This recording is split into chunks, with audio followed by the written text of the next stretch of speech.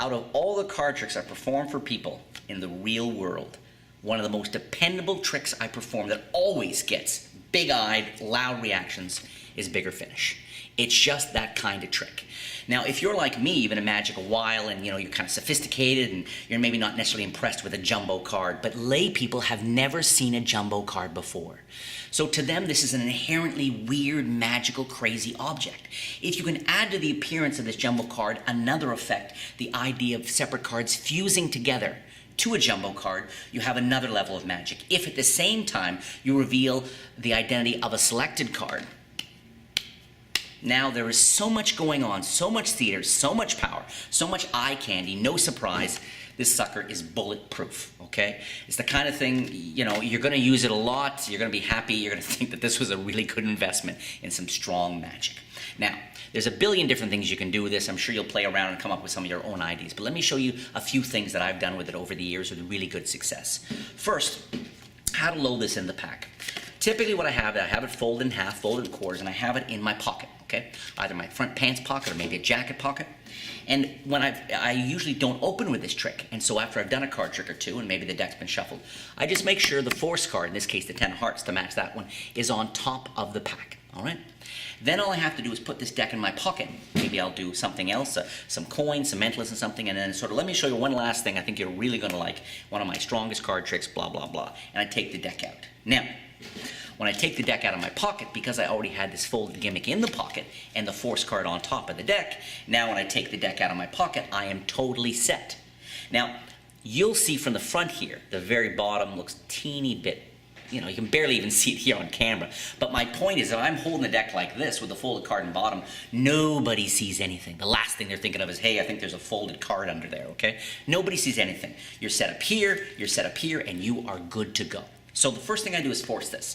And there's a bunch of different forces you can use. But probably I think one of the simplest is just a slip cut riffle force. What that is this. I'm here.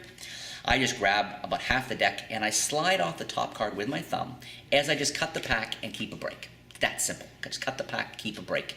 And so now I have my gimmick card still in the bottom, and I've got my pinky break here, and I just riffle the card. Say stop whenever you want. They say stop. I outjog that card, the top card, and there is my force card. Again, how you want to do it, your favorite force and things you can work out here, but that maintains sort of the setup and everything, and I'm good to go. Now all I do is spread out the cards, and I'm going to use Vernon's Substitute Transfer. Let me tilt the camera down a little bit here so you can see this more clearly, okay? So I spread out the cards, and as I spread out the cards, say touch one, which they do. So here they have a free choice, not once, not twice, but 4 times, and each time emphasizes the fairness of everything you do in your show, including that last selection, because these are all so fair. Now, I square these up. I'm going to do Vernon's Substitute Transfer. Kick these with my fingers, coming over here, kick these to the side. All right? Come over with middle finger at the front, thumb at the back. And I'm going to kind of it's very easy to get a break between the gimmick here and the rest of the deck. And when I pull these out, I'm going to slide the gimmick along for the ride, okay? It goes along for the ride here, okay? And for just a second, I'm holding all 4 cards and the gimmick. But I pull them out, come back and sort of square up the pack here and put the deck down. And as it goes down, I've actually taken all 4 selections on the bottom. Let's walk through that again. So I spread, touch, and don't be worried that people are going to spot the gimmick. They're not looking for it. Kick these over here, pull these out, square up the deck, this goes down, leave me now with just the gimmick. Now do not rush this part. They think they've got 4 randomly selected cards. You are so far ahead. So I either put this in someone's hands and have them squeeze, or I do it in my own hands and I squeeze, and after squeezing for a bit, I remove my hand and I let them see this. Now this makes absolutely no sense. Don't rush this. To a layperson, this is magic. It's like, what is going on with his sticky cards? So don't rush. This is a trick. Forget about the selection. What you've done is you've just had 4 cards impossibly fused together. Let that register. So that's magic enough. But when I turn this sucker over and they see it's a jumbo of the card they selected, it's one of those things that just hits hard every single time. So that's the handling I probably use the most. Loaded on the bottom, 4 cards selected, Vernon Substitute Transfer, I'm done. However, if I'm at a family show, this is sort of what I've done with kids, because you go to family shows and restaurants and there's kids around.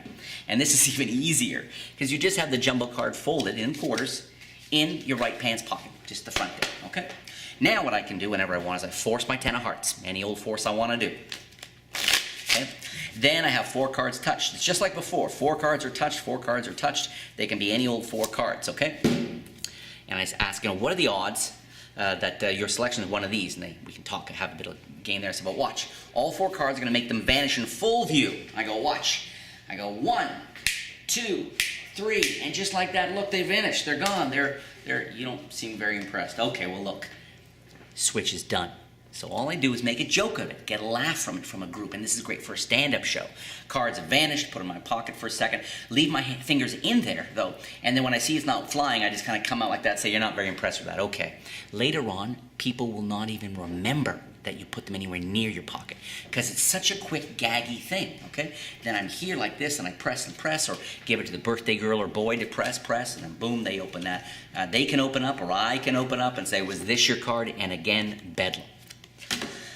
It's just one of those tricks that's sort of part novelty, part magic trick. And I think what matters most is for you to develop a handling or use one of those 2 handlings that you feel comfortable with, that allows you to focus on making this simple trick real magic by giving it life and by giving it some presentation. So much of it comes down to your own comfort. If you can find something, young magicians think there's good tricks or bad tricks, or that there are better ways or not, and most of that's just crap. Really, it comes down to you finding something that's comfortable for you, that helps you feel like a magician, and then sharing that with people, and that energy will come through. Thank you so much again for your purchase of Bigger Finish. Like I said earlier, I think you're going to find it's the kind of trick that you are really glad you got.